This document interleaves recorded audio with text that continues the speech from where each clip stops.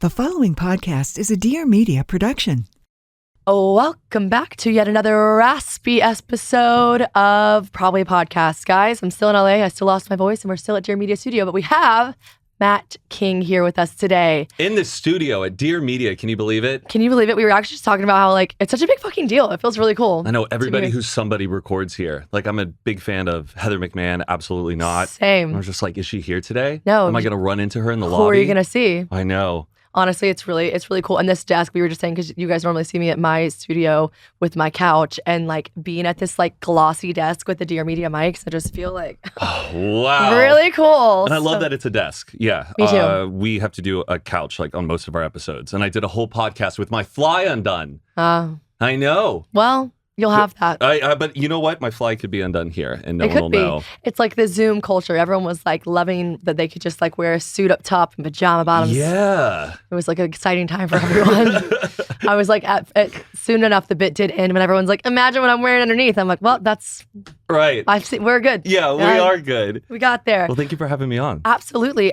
Every guest that we've had on before this in the yesterday and today knows you and loves you, and I've only met you briefly at a party before. Yes. Had a great interaction, but everyone's just oh, you're having Matt on? He's great. He's such a great conversationalist. And TK, your long lost, you guys are not related, right? She's my cousin.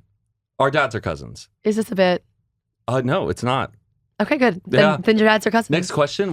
So anyways, you and TK, your amazing cousin that you're really close with, she was saying that you're actually really good at dating advice, which, as you guys know from the episode that I had with TK, we did talk about boys a lot. So you were saying you just help her with her dating advice a lot. Yes, I do audits on her dating apps and all of that. I give her advice on text messages with guys and stuff. I even helped her write a sex the other day. Wow. Okay, it's good to have someone that can do an autopsy from a male perspective, because us as females, we're always chatting with our girlfriends about it, but it's rare to have a good guy friend in your life that's not oh my fucking God, I cannot be fucked to listen to this. I love being that good guy friend. Yeah. In all of my single friends' lives, I like to help them and that's amazing. Make it a smooth banter with the guy. I like that. You're writing But, dating has changed so much. I haven't been on a dating app in a long time, so I'm always so curious about all the new apps and features. There's a thing called a rose jail. I don't even know what that is. Literally just found this out yesterday, but not the jail part. What's the jail part? I don't know. Oh. I thought you would know, but you know what? You're married. Congratulations, Thank by the you. way. You too. I have actually have there, because you know what? I was going through your Instagram, which we'll have a fun game in a second, but I was going through your Instagram, and I was trying to find some work stuff, just some worky career things. And I was obsessed. All I can really find is pictures of him and his wife, you know? Yeah, right. And then I was oh yeah, he's newly married. So I was following along whenever you guys got married. And for someone who, and TK was saying this about you, that you go to so many weddings just because you're friends with everyone. So people probably think you're much better friends with them than you are, and so you get invited to a lot of weddings. I guess so. You'll deny it. So I'm a good dance floor enthusiast. I will ham up your wedding. Did you get invited to a lot of bat mitzvahs back in the day? There's always got to be a hype guy. I didn't get invited to any bat mitzvahs, no bar mitzvahs, nothing. Scott Frischman had one. He was kind of the only Jewish kid at our public school, and I didn't get the invite.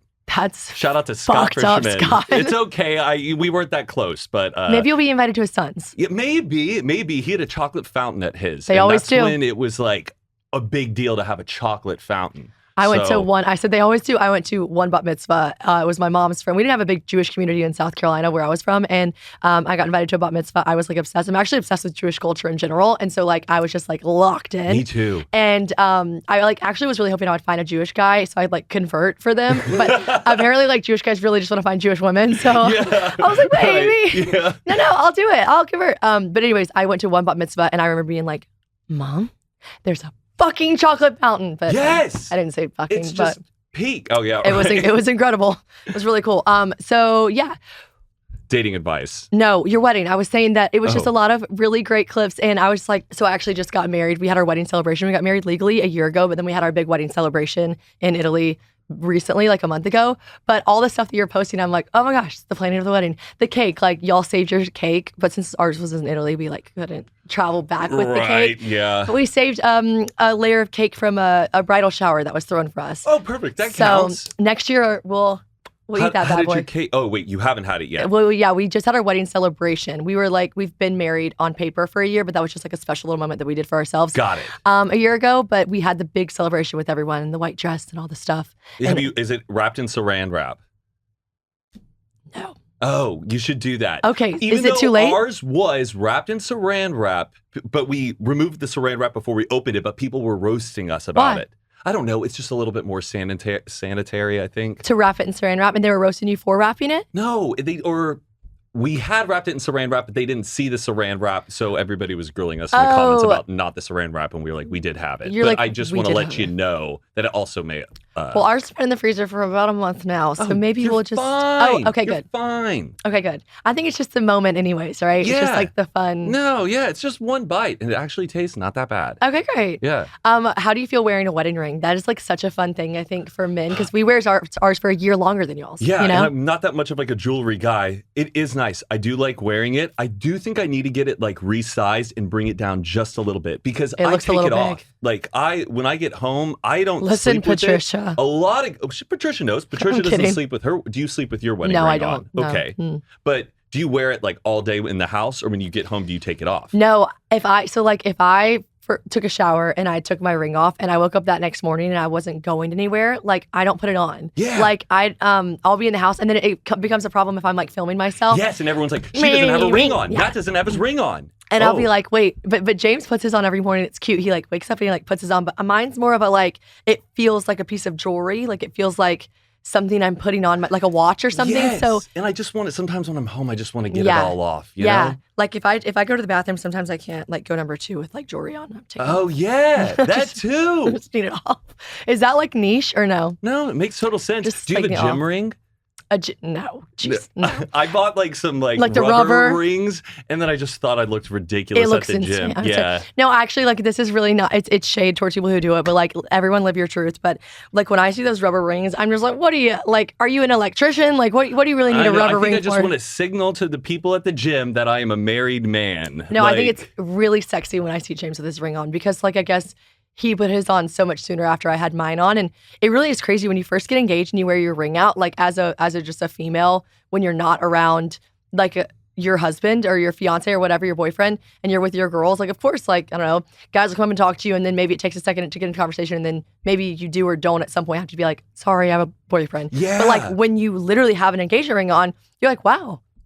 Yeah, people are, dudes just don't be talking. When you were single and you were out and about, were you always like looking for the ring, like on guys? I got to a certain age where I would. I also always liked, which is funny because my husband's the exact same age as me, but I always liked older guys. And so like, I had to like look. And it's funny, I would say so often to my friends, like, sometimes he's married. She's like, how you know? I'm like, he's wearing a fucking ring. Yeah. And they'd be like, shit, I didn't look. I'm like, you don't look? I always look. Like, I'm always like, and it's so crazy. I mean, like, as any female listening to this will know, like, it is crazy when some guys will talk to you and say stuff and you like are like, I am literally staring at your fucking wedding ring. Like, what the fuck, dude?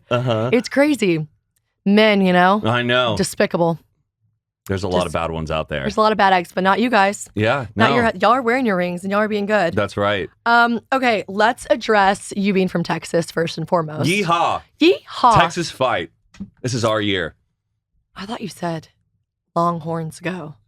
We do like Texas fight. Longhorns go, I feel like is part of it here, but it's Texas fight. Hook 'em horns. Hook 'em horns. Yeah. That's what I was thinking of. I think, Longhorns go is like at the end of one of our fight songs. Are you from Texas, actually? Yeah, I'm from suburbs of Dallas. Oh, okay. My sister and her wife live in Dallas. Oh, cool. I love Dallas when I go there. I actually got eyelid surgery done in Dallas. Eyelid surgery? Yeah. Like, what is this, cosmetic or medical? Extremely cosmetic. Yeah, I got it. I think eventually it can be medical if your like hoods start like draping into your vision, which probably would have happened when I was like 70. Okay. But I was like, I had the eyelids of like a 55-year-old, and I was like, let's love a little cosmetic. I've never like had any other like work done. I've had work done. Don't where? Let me guess. Do you want to guess? No. Do you want to guess? No, Look at my face. Wait, this might be really nice. If I like guess that you've had work done on something that's like just I don't nice. think you would guess it, but it is on my head. It's on your head. Okay, hold on. Okay. She's like, definitely not his nose. Definitely not his chin. No. I'm thinking. All right, guys, you know that I'm a freak about my teeth. They're fake. I've just got a Buick in my mouth. And with that comes extra dental hygiene necessities, okay? I need to make sure that I am properly cleaning these big fake teeth so that my breath doesn't smell, because bad breath is honestly like the biggest ick you could ever have to me. So that is why I use Smart Mouth. Smart Mouth is the only mouthwash that is scientifically proven to eliminate and prevent bad breath for 24 hours. Seriously, 24 hours with just 2 rinses a day. And that is because it is backed by some serious, like way above my pay grade science technology stuff. All right. So Smart Mouth prevents bad breath 12 times longer than the leading brand. 12 times. That's just a lot. Smart Mouth's unique dual chamber bottle. So this is the thing. When I saw this, I was like, oh, wow, they really have figured this out with the bottle. It's a dual chamber bottle that keeps the 2 powerful solutions separate until you're ready to rinse. So then when you pour the 2 solutions into the cup, boom, bada bing, you're activating the Smart Zinc technology. Like I said, way above my pay grade. I'm about to sound like Bill Nye the Science Guy, but this zinc ion activation is the key to eliminating and preventing sulfur gas. Now, if you don't know this, sulfur gas is what bad breath is. So it is the secret to all-day fresh breath. And Smart Mouth was developed by a dentist, so you know we trust them, all right? I think if it's you like have an issue with bad breath in general, or if you're just always conscious about it because maybe you have like a face frontal position with your work, or you're always talking to people, or you're in the service industry, like make sure your breath smells okay, all right? Ladies, if you're doing like lash extensions, make sure you're not breathing nasty hot breath on people, on your clients. Get your breath smelling right, all right? If people don't want that. So the other thing that I love about Smart Mouth is they have these single packs, like these little like single use packs, which makes it amazingly easy to take Smart Mouth on the go in your purse, your luggage, your pocket. I always travel with them. I'm always on tour with them because when I do these meet and greets, I'm not trying to have stanky breath in anyone's faces. So it is really amazing, Smart Mouth, with its long-lasting freshness, scientifically backed formula.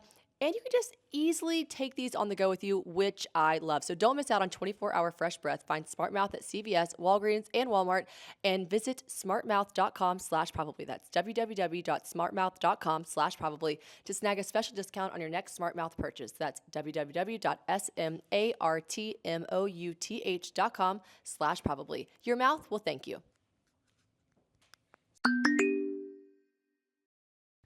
Did you have like your ears pinned? Yes. Oh my God. Bingo. Wow. Yeah. How old were you? It was summer going into 7th grade. Okay, so I know someone that got their ears pinned back because kids can be brutal. So it's like, oh, brutal. It was my most defining characteristic. Like I was not the tall guy. I was the guy with the big ears. Like if you did not know me by my name, yeah, and you were trying to describe me to somebody, so you'd be like the big eared kid. So the guy I know, he got it done when he was 5, and I asked him about it, and he was like, "Yeah, my parents did when I was 5. Like I didn't have a say in it because he was 5. So he was like, I didn't know I had big ears. I didn't care." But his parents were like, "It will be a thing."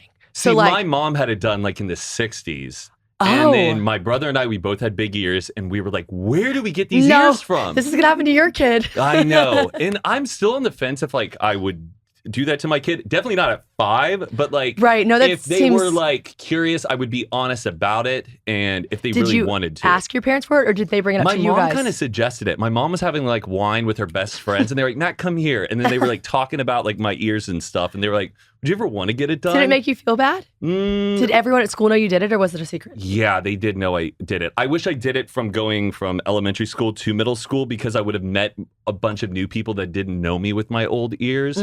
Everybody knew I had it done. And it was just like... So then you're still the ear guy. And right when you get it done, it's like so fresh and like stuck to the back. You look like a fish. And I don't know. I feel like everybody couldn't shake it out of their heads. But like... I mean, yeah, my brother had it done. My mom had it done. And that's why you had to end up dating people outside of your hometown. Yeah, right. Exactly. I had to close that old chapter in the past. So did you guys get a discount for getting like a 2-for-1 or? 2-for-1. Oh, my brother got his done like a few years later after me. You were able to kind of like coach him on the process. Yeah. You look like a fish now. You won't later. Don't worry. Wow. Okay. So we both had cosmetic surgery. We're just 2 like Hollywood girlies. Yeah, you know what I mean? How... No, but I got it done in Dallas, and it was so funny because my sister lives there, so she was really sweet and spent like so much time with me during like because I had to stay there because I had to get my stitches taken out by the same surgeon that put them in, and like have my checkup. It's a really easy surgery. Like 5 days went by, and then they took the stitches out of my eyelids, and you can see nothing. Like your vision's not gone. Like you literally just have like stitches and sutures in your eyelids for like a week. And I was like walking around with sunglasses everywhere because I looked exactly the same without it. And then I finally would like be at a store and I'd be like, that's it. I can't keep these sunglasses on inside anymore. I look insane. Yeah. So I would like take them off and be like I'd be like checking out somewhere and like waiting for someone to be like, what happened? Yeah. No one flinched. And finally I went on, while I was there, went on my friend's podcast that also lives in Dallas. And I was telling her, I was in Prada the other day, big shopping mecca in Dallas. And I was like, was like kind of waiting, like kind of almost like, okay, ask me about my eyes. Yeah, like right? ask me. And no one says shit. And she's like, oh, dude, people walk around like after like BBLs, boob jobs. Like Dallas is kind of like a plastic surgery hub. Absolutely. And I was like, oh, she's like, yeah, you're like not special. They're like, honey, get a facelift and talk to us. Like, we don't care. So yeah, it was interesting. No, I got my eyelids done. Dallas. It was just a fun experience in Dallas. But you're from close to Dallas. Yeah, suburbs, Carrollton. Okay. It's like near Plano. Okay. Plano's Texas, like so pretty big. known, yeah. My husband is from obviously the UK, and so to explain Texas to him is always bizarre because I'm pretty sure like 5 United Kingdoms fit into Texas. Mm-hmm. So it's like nuts. And then obviously because my sister-in-law, her whole family is from Texas, born and raised in Dallas. And like I am learning so much about like how you guys kind of are your own state. Like don't you have your own like electricity grid and stuff? We do have our own power grid, and we also were once a country too. So like we're the one state where you can raise our state flag equally to the United States flag. Yes. We also have our own pledge. Like after we did the Pledge of Allegiance, we would then look to the Texas flag and be like, honor the Texas flag. My sister-in-law Lauren, she was like, we had I was like shocked. I was like, your own Pledge of Allegiance? She's like, yeah, it's fucking crazy. We devote a whole year to just learning Texas history also growing up. Like your 7th grade year, you only learn Texas history because we have the Alamo. And the Alamo, you always got to remember that. All the biggest influencers died that night, back then. Yeah, and they did. They did. All the famous legends, went down at the Alamo. That's fucking crazy.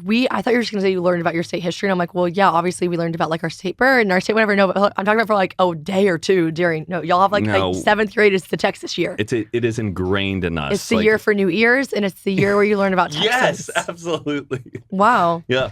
That's crazy. I've said this before, and you guys know I mean it. The most important thing to me on any platform that I have, no matter what that is to be transparent with you guys. And I feel like I actually do a good job of sharing not just the highs, but the lows. Okay, we got some lows going on here. If you guys are listeners to this podcast, and your girl's been through it sometimes. And that's fine because I'm stronger and better for those moments. But regardless, they did still happen to me and they have affected who I am. And the number one thing that I cannot suggest enough is therapy. Now, you might think that you don't need therapy. Yeah, you're one of those people. But I promise you, it will make you feel so fulfilled after you do it. But I get it. Listen, it's a daunting task trying to find a therapist. I actually have so many friends who just gave up on the search because it took forever and they felt uncomfortable when therapy is actually supposed to be the exact opposite of that. But you've got to find the right person for you. That's the main thing. And it's such a personal preference. I personally use Talkspace to find my therapist because it is exactly the tool that you need to find the right professional for you. Now, it was convenient to speak to them online. And my favorite part about it is that I can take my therapy sessions from the place that I feel the most comfortable, my favorite place in the entire world, and that is my own home, okay? There's something really special and comfortable about feeling the safety in your home, and I feel like that helps a lot opening up in therapy sessions, and I just love how my therapy sessions are online and at the ease and comfort of a space that I want to be in. Not to mention the affordability of it all, because do we all need a helping hand? Yes, but can we all afford it? No, not always. So that is why Talkspace is so passionate about making therapy accessible to everyone. They even have a policy that allows you to cancel and get a prorated refund for any unused time should you need to do that, which is amazing. I really don't know any other company that does that. A lot of people, I feel like, wait until something really bad happens to decide to go to therapy, but I am here to tell you that therapy is the most cathartic thing that I've ever given myself, and we should all be doing it at all stages and phases, highs, lows, in-betweens, all of it in our lives. So therapy can help you shift your perspective, find tools to cope in difficult times, and honestly, frankly, just be a guiding light, which we all need more of. So Talkspace can help with any specific challenges that you might be facing, and it's the #1 online therapy platform with licensed therapists in over 40 specialties, including anxiety, depression, substance abuse, relationship issues, and truly so much more.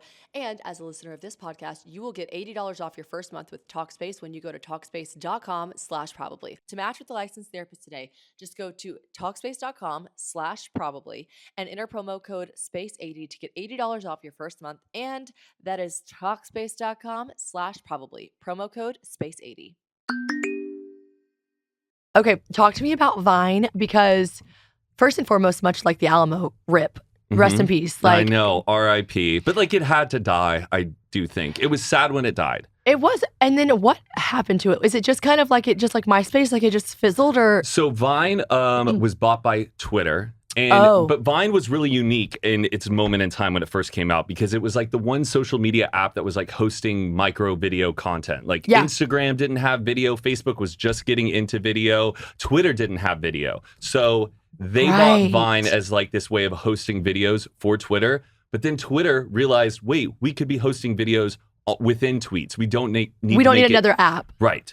And they were having to pay so much for all the data servers that were hosting and running a lot of Vine. 8-second videos. A lot of money was being kind of wasted on Vine. And Twitter back then was just like, we're not going to continue this anymore. Oh my gosh. So that's even crazier. I actually thought it just fizzled out, but like they were like in date. Yeah, we as like the creators knew that it was ending like 6 months before it officially ended. Did you freak out at the time? How old were you? I was around like 22, 23 around then. I mean, was I freaking out? Sure, yes, there was a moment of freaking out because it was like 1.6 million followers I was saying goodbye to. I only had, I think, a couple thousand on Instagram. Right. So you're like thinking money-wise, that's what, yeah. I gotta shift it up. But luckily, there was a great transition with the social group I was in to where we kind of were stopped making Vines and started making YouTube videos and vlogs and all of that. Right. And we were able to kind of get it, survive the whole wave together. You always wonder, like I honestly just my only platform other than podcast is Instagram. And I'm like, people love to ask influencers. But people love to ask influencers that, what would you do tomorrow if Instagram died? I'm ready for it. I'm like, what would you do? You're a teacher. What would you do if teaching went away? Like you'd get another job. Like I would get another job. Yeah, it's a silly question, but it was a great learning experience having that being taken away because I think it made me realize that nothing is like forever certain and permanent on the internet. It's a whole ecosystem. It's going to be changing constantly. True. And you just got to roll with the punches completely. And to think that like TikTok came around, which is like kind of in itself like a version of Vine, but not, but like probably felt like a similar concept where you're like scrolling not with people that you follow, but more so like an algorithm of stuff. Yes. And because like nothing was more annoying with Vine and nothing is more annoying with TikTok than when you see something and then accidentally it refreshes and then you're just typing in all these keywords like, fuck, what was that video? It's like guy, blue hat, like false funny, like, and you like can never find it again. You're like, oh, like I know. Vine was like that. Like there would be videos that I'd be like, I cannot find it again. Fuck. I know. And now a lot of Vines, unless you didn't save it, they're all gone. Oh my God. It's like the app. What was the app? Photo Bucket? Yes. Wait. No, I tried to log in the other day. It is still kind of around, right? No, so my sister, I'm so jealous of her. My sister like remembered her password or like has only had one email her whole life, or I don't even know. But she like did something they said like, oh, make sure you like do this. And the other day she was like, oh yeah, my Photo Bucket. And I was like, you still have your Photo Bucket? Like I would cherish those memories. Like kids these days don't realize how good they have it with the cloud. Like we didn't have the cloud. Like it's just crazy. But then it was like so devastating. I did the Photo Bucket thing. I remember this where people were saying they were going to end it. So I went in and downloaded everything. But back then we were coding so intensely on our MySpaces. We would have to make the pictures smaller resolution just to make it look good. So yeah, we have that photo from the past, but it's only at like 100 pixel size. It's devastating. Never thought about that. Oh my God. So I was like so into MySpace. Me and my best friend actually talk about this. We did not grow up together. We met when we were 21, but we've been friends for a decade now. And actually, I need to bring this up on a podcast with Taylor one day. So one day how it came up, who knows how, but talking about MySpace.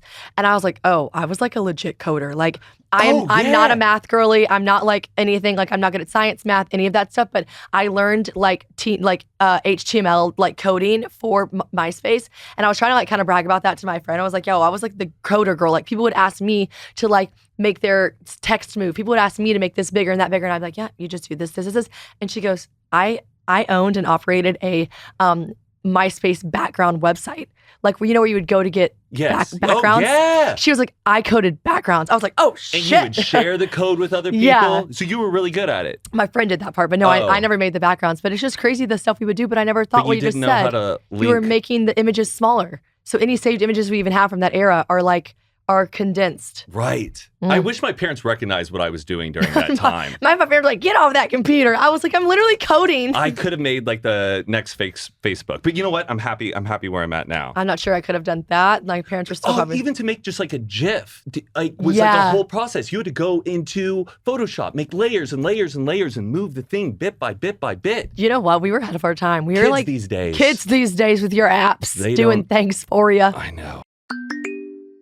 The time has come. The time has come. It is officially getting dark at feels like noon. Feels like 12 o'clock. Boom. I'm ready to go to bed. No, but the days are shorter. So your to-do list, you wish it was also shorter, but it's not. It's not. So the way that I am powering through my busy days with also earlier nights is with Factor. Factor's no prep, no mess meals. It really does help because why is it like 4 p.m. and I'm like, oh, dinner time. So from breakfast to dinner and anything in between, Factor is amazing because it has easy, nutritious options to keep you fueled and feeling your best. But my favorite thing about Factor is it comes straight to your front door. Like, please don't make me go to the grocery store. I really don't want to. So whether you like routine or you enjoy mixing things up, I love mixing things up. I like switching things up. James loves a routine. So we get the best of both worlds because Factor has you covered with 35 different delicious meals every week and over 60 additional convenient options that you can also add to your box. Like you could add keto cookies, you can do pressed juices and smoothies, and do not let these shorter days slow you down, okay? Because you can stay energized with good food. James always says good food fuels you,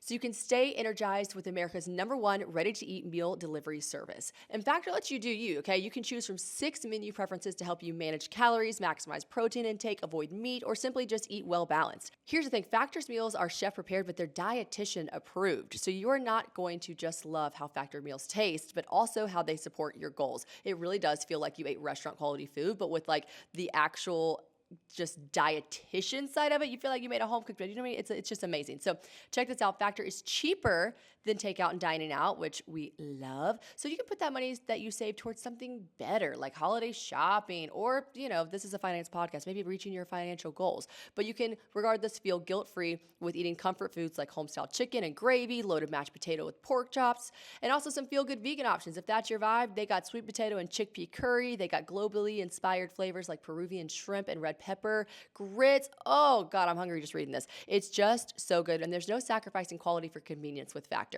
Weekly menus offer a way to treat yourself to a restaurant-like meal experience with gourmet plus dishes that are going to feature some premium proteins. You know, James is all about his protein, but they have some great seasonal sides too, like broccolini, leeks, asparagus. It's just amazing. How good does a truffle butter filet mignon or a garlic herb roasted barramundi sound, okay? Because my mouth is already watering. So if you guys want to head to factormeals.com/50probably and use code 50probably to get 50% off your first box plus free shipping. That is code 50probably at factormeals.com/50probably to get 50% off your first box plus free shipping while your subscription is active.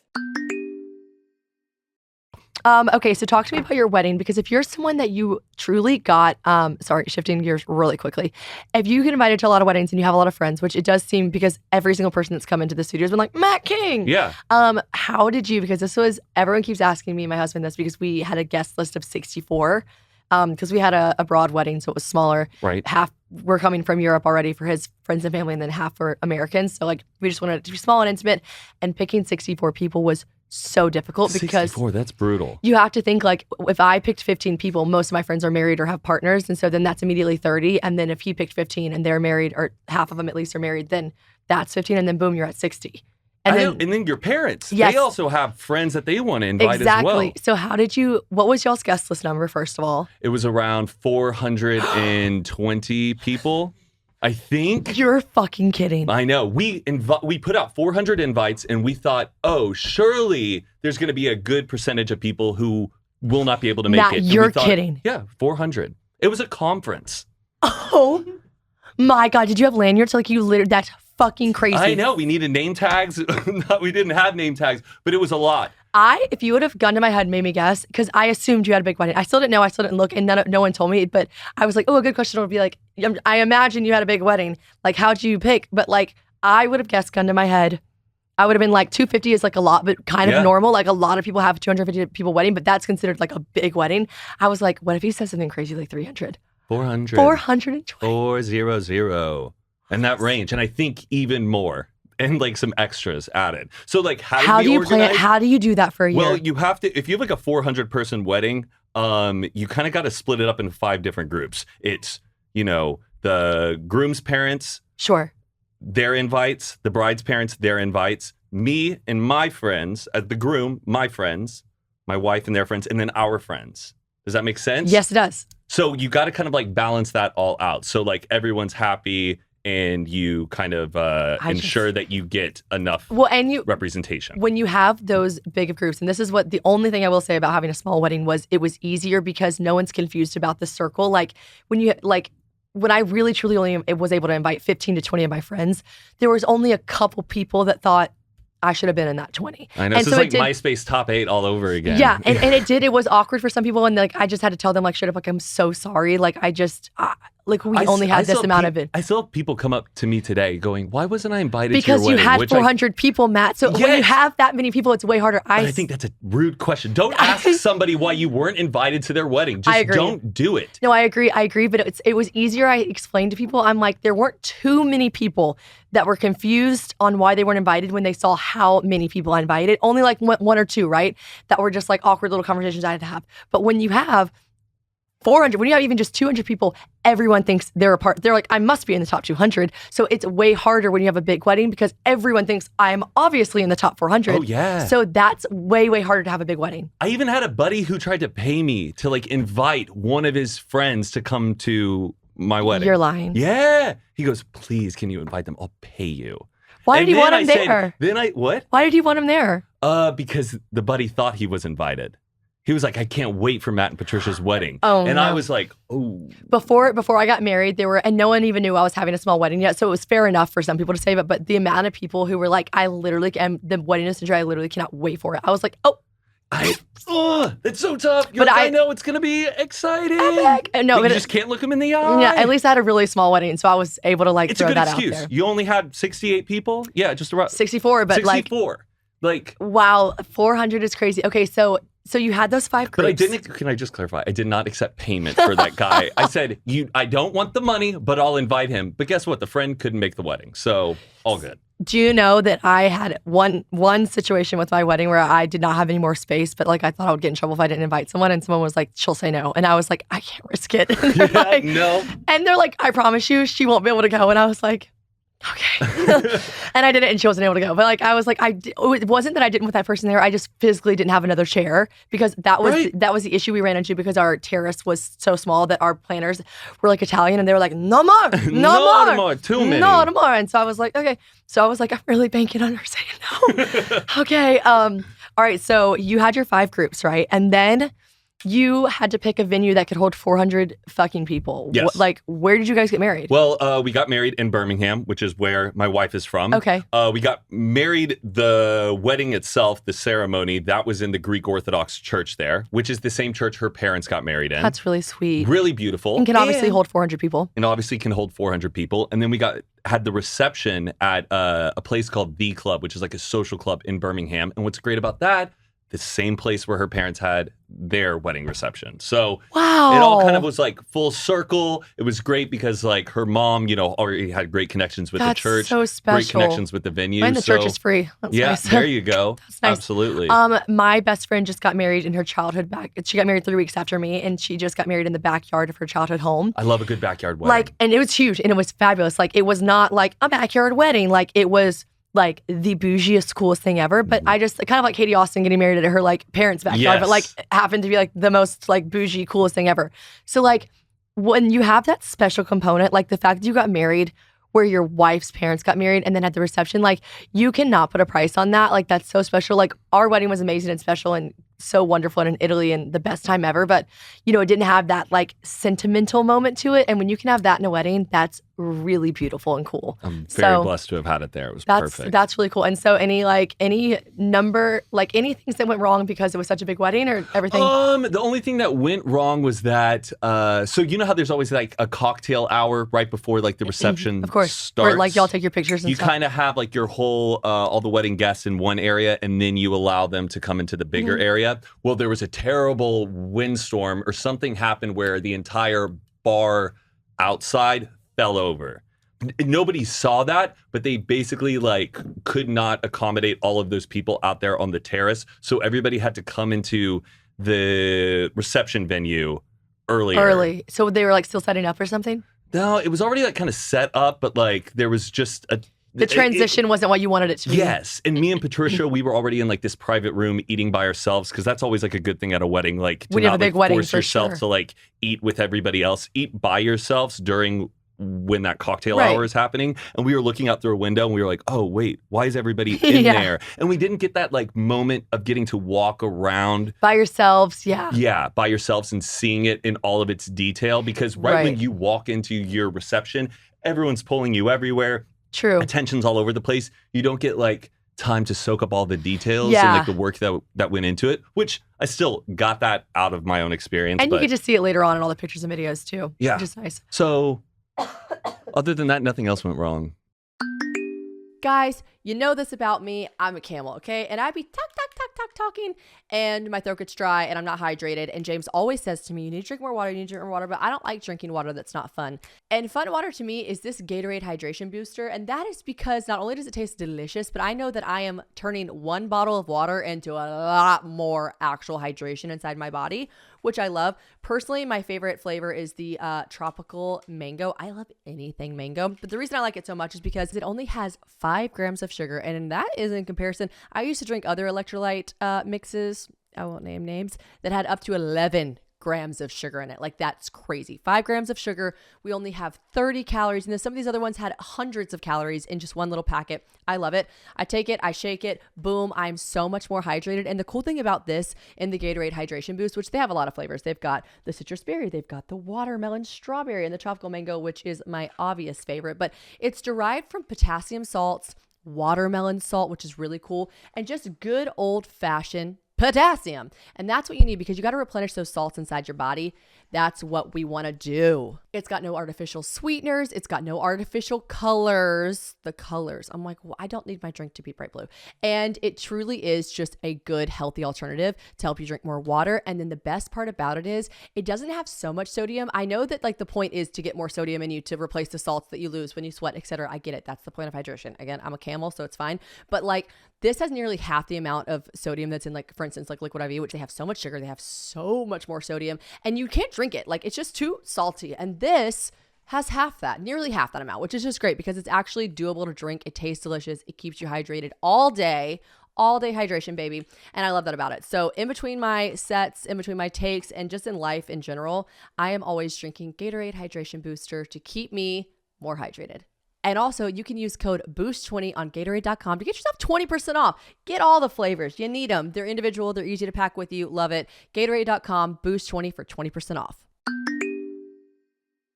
We were told over and over again to have like, to make time to like soak up time with yourself. And I just kept being like, yeah. When are we going to do that? Yeah. Like, I don't know. We'll do that. When are we going to do that? But actually, because I had my hair changed once, and like, it was in between going from after the cocktail hour, we had to all walk down these stairs to the wedding dinner. And I stayed back and I was like, oh, will you stay with me while I get my hair changed? And it was this like really beautiful moment. And everyone's like, what was your favorite moment? And I'm like, it's not going to make sense to you, but it was when I was getting my hair changed, because it was just when James and I were just by ourselves. And he was like, he pulled up a chair and he sat there, and I was like getting my hair done, and he was just talking to me. We were just like holding hands. And it was like a really special moment to soak in like everything that was happening. Yeah, you feel just really grounded with each other. Yeah, so it's a nice. Yeah, I'm glad. Like even Patricia and I, we got like a mirror selfie of us that day, because like yes, everything else is being photographed, but like you have this one little moment of like something you normally do every day together. Yeah. But like you're all looking your best. It was a nice moment. Did you guys live together before you got married? We lived together for like maybe 6 months right before we had our wedding. But we would like stay with each other. Like I would spend all my weekends with her, and and then she would come over sometimes throughout the week. Right. Okay. So yeah, but like we also did like a lot of COVID together. We were pretty tight, cohabitating with one another before getting married. So do you feel a big shift as like newlyweds? Because I lived with my boyfriend, fiance, husband beforehand, and so I was like, oh, am I gonna like not have that like big moment? But like I still 100% wants to be married. I was like, oh, you're my husband. You're my husband. It washes over you, and that's like the beauty of like your first year of marriage is how much you're like, wow, this is real. This is happening. But like any big shift, I think it's just nice when you're finally together. You are now creating your home with one another. Totally. So it's not like your stuff, my stuff. Like when you get to like buy a table together or buy some chairs for the dining table. I love interiors. That's like my wife and I's like co-hobby we have together. I need to look at y'all's house. Is just invite me over. Oh, she posted like a really cool carousel of like what our place looks like right now.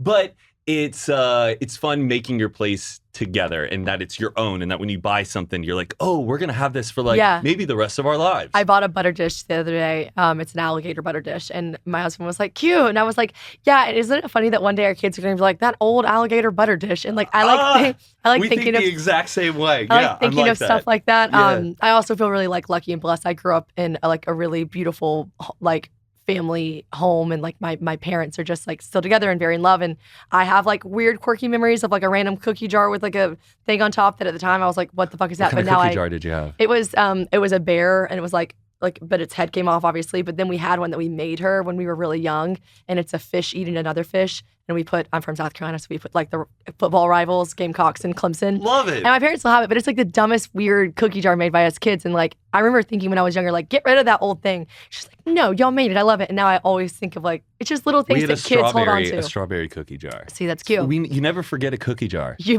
know what? Good point. Maybe my kids will forget the fucking butter dish. I gotta get a cool cookie jar. Yeah, that's what you need. Okay, so something that I learned about you through your cousin TK is that you are a film buff, and people know this about me, self-proclaimed. She was just like, he loves films. Yeah, I do. And I don't know how it happened. I don't know. I did grow up without cable. We weren't like weird in an occult or something. Like we just didn't have a lot of money, and my parents just didn't want to pay for cable. So you're a big PBS kid. Like literally. Zoom, Arthur, Wishbone. all of that. Oh, Wishbone. What's the story? Wishbone. Wow. Literally, I just watched Wishbone the other day. PBS, I watched the Sleepy Hollow special. Channel 3. We actually, for a little while, had cable that was somehow like being fed from like the neighbor or the previous owners of our house or something. And my mom, I knew that from a young age. My parents were like, we're not stealing, but it's on. We're just like being they forgot resourceful. to turn it off or something, because I just remember my parents being like jazzed about it. And so I did know that. And then I guess like slowly we started losing channels. So I watched like Nickelodeon and I had Disney Channel. We lost first, which was a real brutal moment. Oh. Lost it in middle school. So I missed all the Disney Channel original movies. Like, never watched High School Musical. Never watched Hannah Montana. Did you get Xenon? Watched that. That was a movie when we were younger. Okay, cool. Yeah, Xenon, Brink. You got the classics. Got Brink. Got what was the one with the bowling ball? Lucky Strike. Alley Cat Strike. Alley Cat Strike. Yeah, I got those, but yeah, when it was in middle school specifically that we lost Disney Channel, and it was brutal for like I would go over to my friend's house and be like, let's watch that show with the twins in the hotel. Show me. And they'd be like, we've already seen this one. I'm like, I haven't. I need my fix. Let's go. Let's put it right here. Yeah. Okay, so yeah, anyways, I don't know if that had anything to do with it. That was a quick sidebar, but I have seen, and I'm not kidding, literally no movies, to the point that people will be like, something, like in My Cousin Vinny. I'm like, I haven't seen that. People be like, what? You haven't seen My Cousin Vinny? I haven't seen like the other day I was on a plane and I was like, should I watch Mamma Mia? I've never seen it. People are like, you haven't seen Mamma Mia? Like I've never seen classic. Mamma Mia. I did watch it on the plane. I cried 3 times. I had to pause it, and there was a brief moment of confusion where I thought all the songs, I was like, oh my God, all these songs are from Mamma Mia. I had no idea. And people were like, wait, sorry. No, so this, Or you're like, oh, they're from the A-Teens. No, I literally was like, I had no idea that, money, money, money. And I was like, wow, Meryl Streep. And they were like, no. ABBA. But, okay. But you have to imagine my confusion when I found all this out. So anyways, I haven't seen any movies. If you were to give me like a top 5 that like movies that changed your life that I have to watch, and maybe I have seen some because I've started watching more movies here and there. But I'll do like my Letterboxd top 4. Okay. When Harry Met Sally. What does Letterboxd top 4 mean? Oh, Letterboxd? You're not on Letterboxd? Letterboxd is like a really cool like app for you to like rate and review movies and like share them and stuff. Like I'm definitely not on it. Film buff is on Letterboxd, and it's also really great because you get to save movies to your watch list. So right now, saying you should see this movie. You go save it, and then next time when you're sitting down and you're like, what should I watch? Oh, someone told me that. You go to your watch list and you have everything saved. Courtney's downloading the app right now. So okay, cool. I'm a big fan of it. This episode is brought to you by Saks.com. Now, I know this time of year sneaks upon us. It really does. It creeps up every time. But it is officially holiday season, and the gift giving is upon us, and it ain't going to complete itself. So that is why I personally love Saks.com. I love Saks.com anyways because it truly has the best stuff, like all my favorite brands, but it is a one-stop holiday shop for gifts. Now, these gifts are going to be ranging from your mothers, your husbands, your best friends who just had new babies, and of course, I can't forget myself. I am literally the best gift giver ever to myself, all right? Now, my favorite part of Saks.com is how easy they make it to find what you're looking for. They break down the best items in these really cool, easy-to-follow gift guides. I love a gift guide, like give me a gift guide. And it makes shopping a breeze, which is something that I really need because when it's all said and done, like shopping for the holidays can get really overwhelming. Not only are you just spending all your money, but like you have so many people to shop for, everyone's different, just freaks me out. So They will make these gift guides for you. They have gift lists for him, for her, stocking stuffers, beauty gifts, etc. Like it's all genuinely so helpful and all organized really beautifully to help navigate their site. And it's helpful also that Saks.com has literally every single one of my favorite brands, from Skims to Prada to Alice and Olivia and so much more. But what's even more amazing is, y'all know I'm in my housewife dinner hosting era. Like I'm just obsessed with it right now. Okay, she's a newlywed, she can't stop. But literally everything that I'm asking for Christmas is home related, and Saks.com has the most incredible section for home. They even have my wedding china, okay? Janori 1735, could not believe it. We were registered for that, and it's amazing because previously I was getting it shipped from Italy, which naturally just took forever, so I love that Saks.com has it. So if you are trying to shop for a viral pair of Prada loafers, or you just need a cute pair of cashmere socks to tuck into your mother-in-law's stocking, Saks.com has you covered. Find gifts guaranteed to bring joy to every hard-to-shop-for person this season at Saks.com. So my Letterboxd top 4, they always ask like celebs this too on the red carpet. Okay. Have you seen When Harry Met Sally? I haven't. Oh, you haven't? No. All right, that's number 1. Got Rob it. Reiner, Meg Ryan, Billy Crystal. Okay.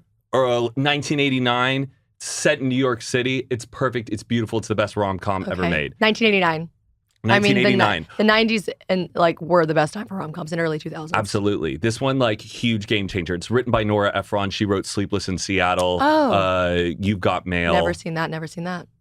Oh, boy, Shannon. I know. You got some homework. I started You've Got Mail on the plane, but it was after I watched Mamma Mia, and it just wasn't gripping me the way that Mamma Mia did, so I did turn it off. But I was at the part where, like, she realizes that he's the one that owns the Fox bookstore. Yeah. So I need to watch. Maybe I'll watch it on the plane ride back tonight. Oh, yeah. It's perfect. It's great fall vibes, too. Yeah, it was like, this fall. is like the time to lean into all of these, like, rom-com classics. Okay. My second one is 20th Century Women by Mike Mills. This came out in like 2017. Okay. It's with Annette Bening, who's like my favorite actress. Okay. And Elle Fanning is in it. Do you know who she is? Of course I do. And a bunch of other like famous faces and stuff. But it's set in Santa Barbara in like 1970, I think, and or 1980. And it's just a really great drama. That one. Letterboxd.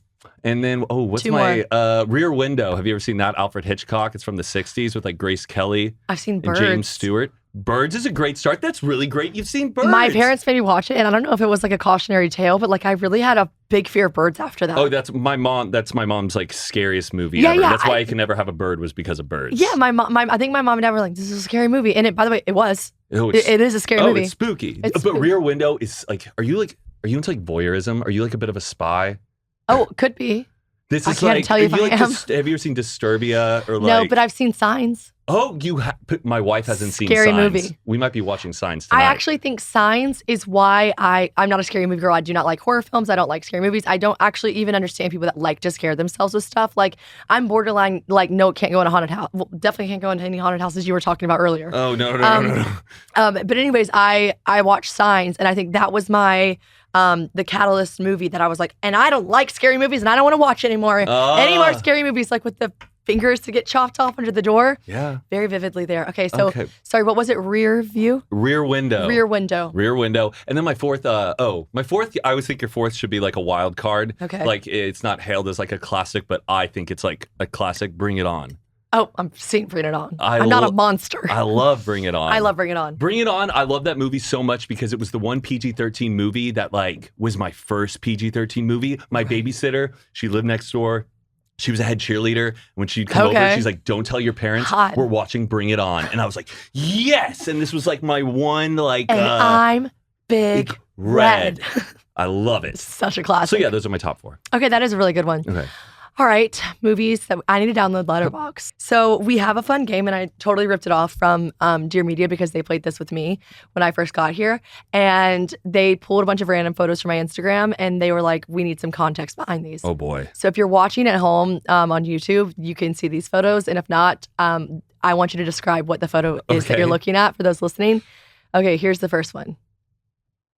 Oh, that is my wife and I in our Halloween costume. We are dressed as Sam and Susie from Moonrise Kingdom, which is a film by Wes Anderson. Have you ever seen it? I haven't, but I know what Wes Anderson, who he is because of the trend that was like filming their vlogs like Wes Anderson very vibes. Symmetrical and like wide shots and stuff. So yeah, Patricia and I, we have done, this is like our second Wes Anderson one. We did Margot. Wait, why am I thinking? Yeah, Margot Tenenbaum. What am I thinking? Gwyneth Paltrow in the Royal Tenenbaums. We did. Haven't seen it, but I believe we did that costume a couple years ago. So we. What's been your favorite Halloween costume? My favorite Halloween costume. You know what? I'm very proud of that one because Brittany Snow commented on it. Really? Yeah. That's cool. And I'm just very proud of it. Like I like my that one. 13-year-old self would just be freaking out right now. I mean, you do look like quite the Boy Scout. I was a Cub Scout. Cub Scout. Well, I'm a khaki scout in terms of context of the character, but I was a Cub Scout growing up. Okay. And then I did just want to talk to you about this photo. Oh, yes. It's a mirror selfie of me with my bleach platinum blonde hair. So blonde. Is this your natural hair color that you have right now? Yes, but I was born like bleach blonde. Is your hair reddish? My brother has red hair, but I occasionally get told like I have a reddish maybe like tint a tint to it, maybe in like the sunshine or something. Yeah, okay. I'll probably have red-headed kids. This is what I was just, especially because your wife is blonde. She's blonde, right? Yeah, she's blonde. But she was a blonde baby. Yeah, big blonde baby. You'll definitely have redheaded kids somewhere in there. It'll sneak I know. in. But yeah, that's just when I was bleaching my hair. It was kind of like, I don't know, COVID Were you going times. through something? Okay, it was COVID times, and you were just like, bored. I need just something exciting for my content just to get the engagement popping and like, so true. Did you do this yourself?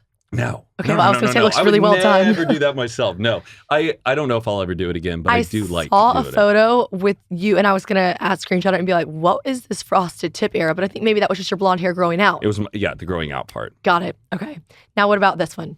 Oh, that is Zane and I on one Halloween. When was this? Oh, I think that was 2023. Yeah, but I think but this is a birthday post. So this was a bit of a throwback post. This is Gordon Ramsay. Was doing like a comedic sketch where he's like, "What are you?" And he puts 2 slices of bread against like a chef, and she's like, "An idiot sandwich." It's a very oh my God, I know what you're talking about. It's a very common meme. Like, "What are you? An idiot sandwich." Wait, I just brought this up on the other podcast. Have you seen the trend on Twitter right now? That's like, "I hate gay Halloween. What do you mean you're?" And then it's something extremely specific, usually from a meme or like a tweet. It's like, I hate gay Halloween. What do you mean you're the guy from that tweet in 2012 that held the sign of that? And it's like, it's so funny. So this was literally that moment. Yeah, it was that. That is fucking, what are you, an idiot sandwich? Wow, honestly, your facial expressions in this photo are really... I wanted to look like pretty accurate to how Gordon Ramsay was in the moment, did. I think. And you did. Okay. It's the holiday season, so I'm cooking even more than I normally am. And I'm honestly in my housewife era. I'll be cooking in the kitchen, okay? And the best thing to use in the kitchen is going to be caraway, not just because they're aesthetically pleasing and gorgina. Like, honestly, I actually can't even tell you. I have their green color. That's my favorite. I really kind of want to get into their like creamy white color as well because it's so pretty. But the best thing about caraway pans is that they are non-toxic. Now, caraway products are made without any toxic materials like no PFAS, no PTFE, no PFOA, or any of those other hard to pronounce chemicals. All those acronyms, you don't want them, all right?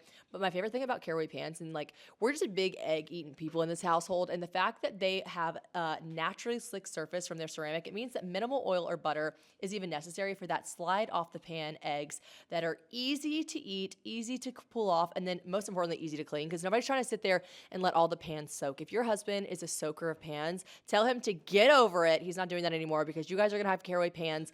They are well loved with over 65,000 people have rated them 5 stars. 5 stars or more, that's a lot of people, okay? The proof is in the pudding, so it's time to try it for yourself. My favorite thing to get for anyone that just bought a new house is their caraway cookware set. So that comes with the saute pan, the fry pan, the Dutch oven, and the saucepan. It's truly everything you need to start. And then they also have lids for them all, but the best part of the lids is that they have this canvas lid holder with this magnetic pan rack for storage. I mean, it makes the storage just chef's kiss, so beautiful. It's the ultimate kitchen setup, and you will honestly save $150 versus buying all those items individually. So it's some serious savings. It's not like one of those wimpy little discounts. Like if you're buying a set, you're getting $150 of savings. So if the holidays are closer than ever for you, make sure that you order by December 16th to get their gift or yours, because you know we love shopping for ourselves.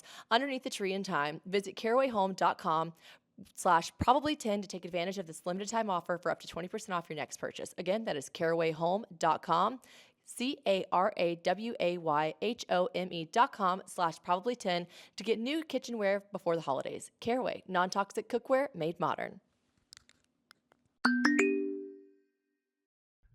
I also pulled some dating questions. Now, Wow, we're talking about your cousin TK a lot in this episode, but she told me that you give her great dating advice, obviously, like we talked about. So you guys submitted so many. I'll save these for like another episode, either with Matt or with myself. But I just kind of did a little roulette scroll and picked some that I thought were good. Bring them on. What do you think when you see an ex that you love? Is it better to ignore them or act like nothing happened? An ex that you love or loved? It says love. Well, but maybe we can say like you maybe see them in person. When you see an ex that I think maybe I'm going to go on a limb and say she meant to say loved. When you see an ex that you loved, is it better to ignore them or just act like nothing happened? Which also those two things are the same. So maybe she means like, what do you do if you see an ex out that you used to love? I would say either say, oh, hi. Oh, hope things are well and keep going. Yeah, that's what I think. Like cordial. Yeah, I don't know. There's no sense in like doing too much. No. Yeah, I think every past relationships are different with different people. Sure. For some people, they've maintained it healthy and they're able to be friends after. For some people, for one party, it's really hard and sensitive for them, and for the other party, they are totally fine with it. It depends how your mental health is going to be after it. If you're just going to be like ruminating on that over and over and over, maybe ignore after that interaction, then it's not worth engaging with. So true. Yeah. Pick your decision based on like how you're gonna feel afterwards. That's really good advice. I want to say like, hi, good to see you, but really, is it good to see them? Yeah. Just be like, hi, hope things are well, move on. Yeah. Even that, you're so right. Good to see you. Is it? Is it good to see them? Yeah, it's so true. Okay. What is, in your opinion, if you were to like talk to one of your girlfriends, the reddest of all red flags in like a relationship? Like what's something that you're like, this should be like a no-go? I think how they talk to customer service people. So true. Big time. Like if they're not like... Ew, that's such an ick for me. So true. Like even when you go up to like a cash register and someone asks, hi, how's your day? Great. How's yours? Also really be listening to the people. Sometimes people just like to zone out whoever is serving them and only focus on what they want to get out of them. How they talk to strangers is a big indicator if a green flag or red flag. So true. Oh my gosh. When I'll be like at a restaurant and there's like, obviously if it's a table of like 15 people, I get that everyone's not going to turn and look at the waiter as if she's the teacher. But I'm literally like, guys, if you could, guys. Listen to them. I'm like, because the girl's just sitting there waiting. I'm like, guys, she's here. Yeah. She's here. Like I get so stressed out. Like I'm so the girl that's like, you know, it's like a really popular meme. I can't like say it word for word, but all my friends send it to me like, this is you. This is you. Because the meme's like, I'll lay my life on the line for like the server to like me. Like I'll literally like, I'll go apologize behind my friend's back. Like, sorry, they're being crazy. Like I am that girl with the wait staff. I just like want them to know I like respect them and love them. If they are running through the specials, I'm listening. Yeah. I'm listening. Who are you to not pay attention to the person who's just trying to make this go smoothly? And yeah, even when like waiters come out and they have their drinks, like who ordered this? Pay attention to it. I'm like, guys, who got the Coke? Like I'm so, okay. Wow. I'm really glad you're that. Really glad you agree. How to get over rejection and be okay alone. Oh, getting over rejection. It happens. Who cares? Everybody gets rejected. It's normal. It's fine. You are getting closer and closer to finding the right person for you. It's okay to be rejected. You gave it a shot. Give yourself some credit for that. Preach. So, but also it's okay to be sad. Allow yourself to be sad. But understand these are feelings and you will learn from them and you will move on and you are getting closer and closer to the best thing that will ever happen to you. True. So yeah. Rejection sucks, but everybody goes through it. It's part of the human experience. It is so true to think about like the hottest guy ever that like rejected you. Like he's been rejected. That's like comforting. Yeah. Like some point in his life he was rejected. 100%. So like it's not that embarrassing. It's not that bad. And like everybody in their life, it's like Margot Robbie's been rejected. Hard to believe, but like she definitely has at some point in her life. So builds character, builds strength, and it is a part of the human experience. And like, not to get too deep, but isn't it kind of cool that like we get to experience all the shitty, the fun, the good, the bad? Like it's kind of the point. It's just part of the gumbo of life. All the ingredients stirring around. There's that Southern boy. That's right.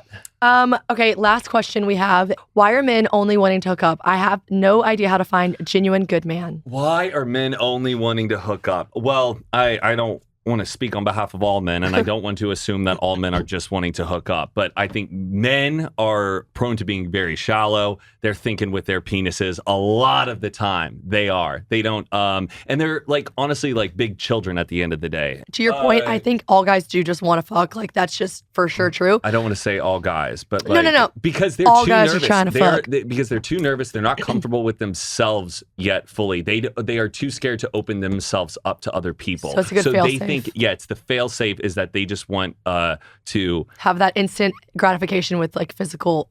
Yeah. I could see that, honestly. They just don't want to do the whole rigmarole and deal with like emotional consequences and stuff. That's what they're just going after. It's terrible. But to find a genuine guy though, like they're obviously out there, and I think if to be more upfront is what I learned. Like if you're upfront that you're like not looking for a quick hookup, then you're gonna find the guys that are genuine, because you'll be able to weed it out a lot faster. If you're like, oh, by the way, like I'm not interested in like a hookup, then you don't have to waste your time with the guys that are only thinking about hooking up. Yeah. So just on to the next one. But you have to put yourself out there. Give yourself those shots. You miss 100% of the shots you don't take. So take it as a church. It's like throwing a bunch of darts at a dartboard. One of them is gonna hit bullseye. So yeah, you went on a date. It didn't work. Go on another one. Go on another one. You're gonna get close. Set your boundaries. You don't have to fall in love with every single guy you're going on a date with.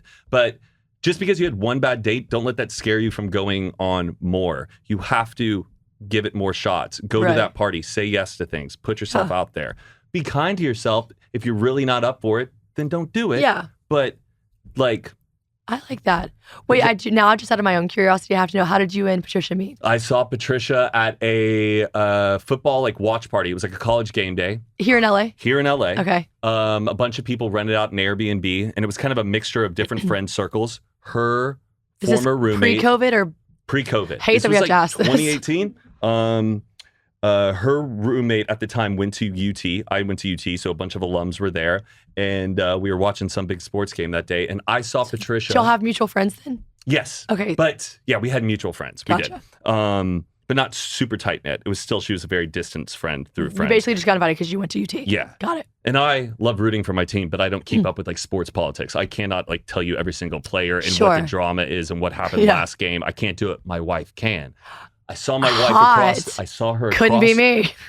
Saw her across the party, and she was talking to three guys, and she was schooling them with her raspy little voice about when they lost that game last season and what they did with that coach. And I just loved her energy. I mean, that's hot. Like, again, couldn't be me, but it's giving. It's sexy when someone is really good at something you're really like bad about. Yes, totally. And so I'm like, I need to have her around in my life. But also, especially, I feel like that's just also extra hot because like girls, unless they're like being pick-me girls, which I'm sure your wife is not, like TK actually knows a lot about sports. Oh yeah. So like if your wife actually like knows a shit ton about sports, like that's so hot. That's so cool. You're like, she's like, no, this guy did it. Like I'd be like, ooh, hot, cool. Like I just bring her around to like parties and I go, listen to what she's saying. It's her little party trick. Yeah. So I was just attracted to her energy. I introduced myself, but we didn't really exchange names nor numbers. Oh, but wow. obviously like after that, I had like looked her up and I thought she was such a catch.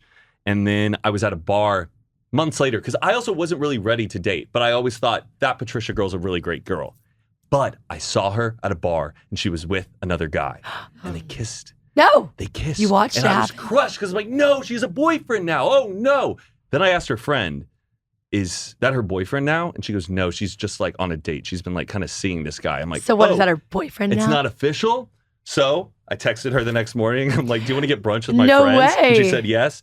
And I kept asking her out. She kept saying yes. And then eventually. You're married. Yeah. Wow. Can you believe it? Yeah, I can, because I stalked her Instagram. Wow, I love that for you guys. You seem really, really like an amazing couple based on everything everyone said. So thank you very much. Anyways, I'm coming over to see your interior soon. Yeah, definitely. I need to creep deeper on your whole marriage now. Please do. Yeah, I got to do some homework. You got to come on my pod. Please do. I would love to. Thank you so much for coming on this podcast. Where can everyone find you? Everyone can find me. Find my Instagram, Matt R. King. You can find me on TikTok, Matt King. You can listen to my podcast, Hoot and a Half. There's Good Influences with me, Carly and Contro, Aaron Guilfoy, and Mike Sheffer. And then there is Unfiltered with me, Zane, Hijazi, Heath Assard, Mariah Amato. Might I just say, Jesus Christ. 3 podcasts, baby. I have too many. That is so funny. last thing I'm going to say, I just watched a video of you and your wife where she was like, I'm going to play clips and he's going to have to guess which podcast show. Ad? Yeah, it was an ad. But like, I thought to myself, there's no way this guy's only ever been on 3 podcasts. No, those are my have shows. 3 podcasts. Those are my shows. You're a fucking wild man. Yeah. I don't even know how to do this one. That's crazy. I know, I have to do another one right after this. Keep drinking that water, brother. That's right. Wow, thank you so much, guys. I'll see you next week. Bye.